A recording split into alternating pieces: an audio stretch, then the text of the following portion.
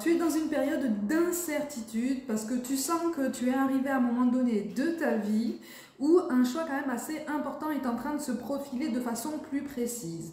Pour certains d'entre vous, il s'agit d'un projet professionnel, pour d'autres c'est un projet de vie, un projet relationnel, donc tu n'es pas non plus dans l'inconnu, on ne te parle pas d'une personne qui va arriver dans ta vie, on te parle d'une personne que tu connais déjà, avec qui tu n'es pas forcément en contact.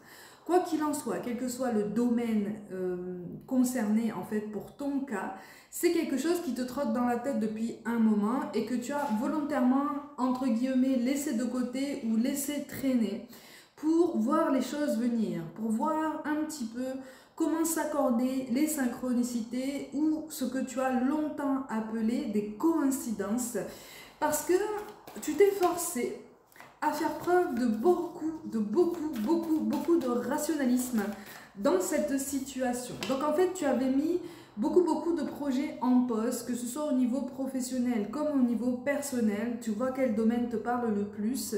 Et là, on est vraiment en train de te dire qu'il est temps de reprendre ton pouvoir, il est temps de passer la seconde, hein, comme on dit.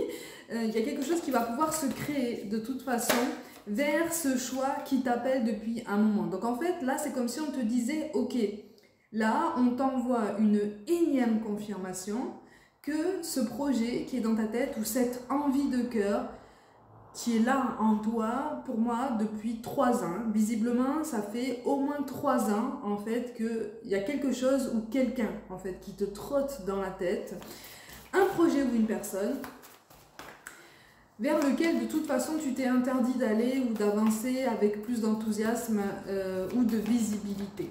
C'est quelque chose qui te pose énormément de questions depuis toutes ces années, parce que tu te demandes finalement pourquoi est-ce que ça reste dans ton esprit, pourquoi cette personne reste dans ton cœur, pourquoi est-ce que tu te poses autant de questions sur cette situation nouvelle, potentielle, pourquoi est-ce que tu reçois de plus en plus de synchronicité ces derniers temps concernant cette nouveauté dans ta vie, concernant ce nouveau projet. Mais c'est parce qu'en fait on est vraiment en train de te dire que là on est quoi? On est en avril 2024.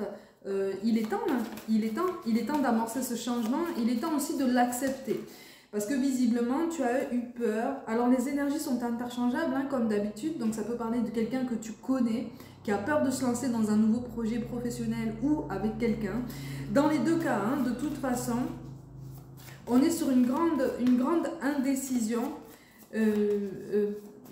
qui a poussé à beaucoup d'immobilisme et un sentiment au final de tourner en rond. Visiblement, là, tu es en train de comprendre qu'il ne sert à rien de t'accrocher à d'anciens repères ou en tout cas à des choses qui ne vibrent plus avec qui tu es. Parce que pendant longtemps, ça t'a rassuré. Hein. Après, c'est normal. Hein. On reste des êtres humains, comme je dis toujours, on n'est pas des machines. Certains changements font peur parce que ça nous appelle à prendre des décisions vraiment importantes et à accepter en fait la réalité d'un changement dans notre quotidien. La transformation fait toujours peur. Et en fait, là, c'est comme si tu passais en alternance entre deux phases. Donc, une phase où vraiment tu as énormément d'enthousiasme, énormément de motivation, un petit peu plus de confiance en toi à ce moment-là, comme pour te dire, allez, bon, de toute façon, je sens bien qu'il va falloir que je me lance, donc, allez, je le fais, j'essaye de préparer un petit peu plus en profondeur la façon dont je souhaite me lancer, mais allez, j'y vais et je ne fais pas qu'y réfléchir. J'essaye de poser des actes ou en tout cas de me remplir de motivation pour poser ces actes très rapidement. En même temps, tu alternes entre ces phases-là et des phases de grande fatigue et de grande peur en fait.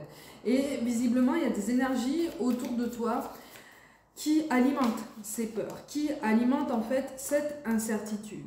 Et quelque part, ben, tu as peur en fait de tomber. Tu as peur de te faire avoir, tu as peur de te prendre une porte fermée dans tous les sens du terme. Quel que soit le domaine concerné, tu as peur de te trouver au dépourvu. Donc, en fait, ça alimente cette envie de t'accrocher encore un peu plus à de vieux repères, à de nouvelles habitudes, peut-être à une relation qui ne fonctionne plus. Hein. Tu sais que c'est bancal, tu sais que c'est... Tu sais que c'est bancal, tu sais que tu as fait le tour avec cette personne et que vous restez ensemble essentiellement pour des raisons très formatées, on va dire ça comme ça, ok? Très formatées. Malgré tout, tu te sens seul parce que tu te sens incompris, tu te sens aussi dans une forme d'injustice par rapport à la vie tout entière. Alors là, visiblement, tu as perdu ton ouverture à ta spiritualité là. Tu as perdu ta croyance en toi-même, tu as perdu ta croyance en la présence de tes guides aussi, en la protection aussi de l'univers, de tes défunts.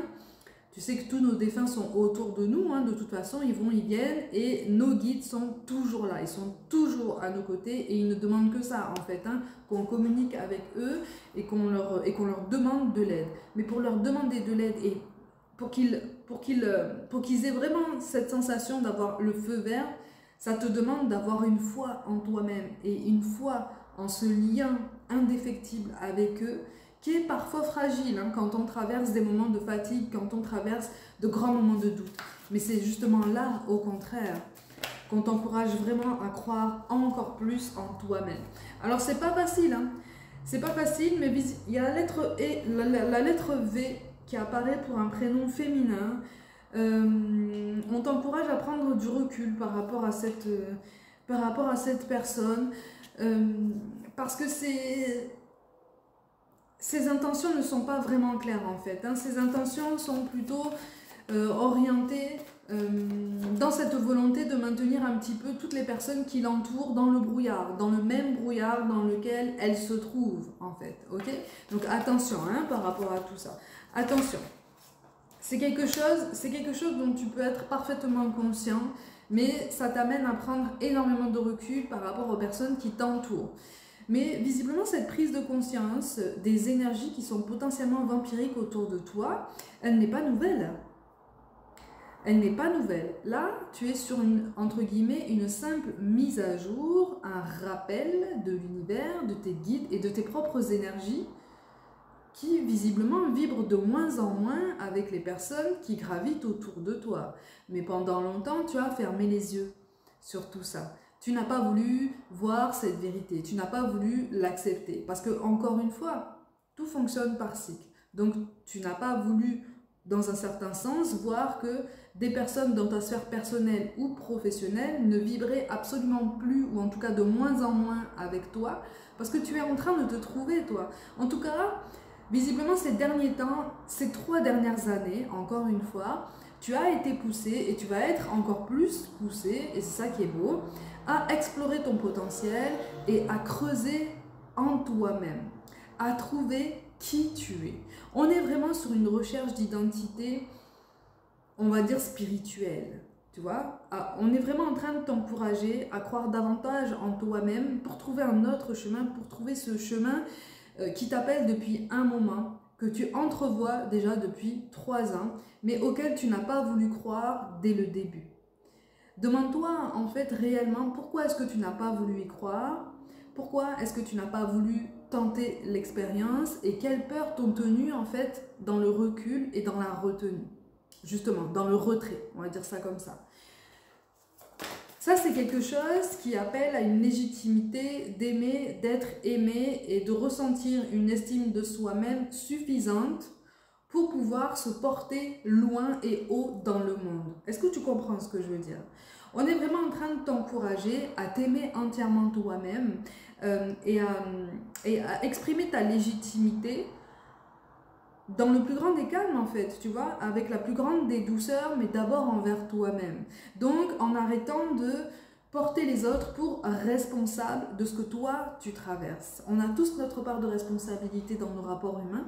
Le plus intéressant dans les rapports humains, même s'ils sont très très compliqués, de plus en plus quand on grandit, quand on vieillit, c'est de comprendre qu'effectivement on a une incidence, on a une portée en fait sur notre relationnel.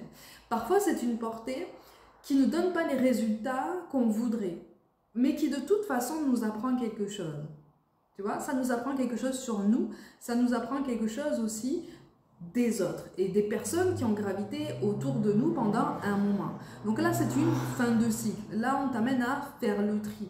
Ça ne veut pas dire couper les ponts avec tous ceux desquels tu souhaites te retirer, si tu veux.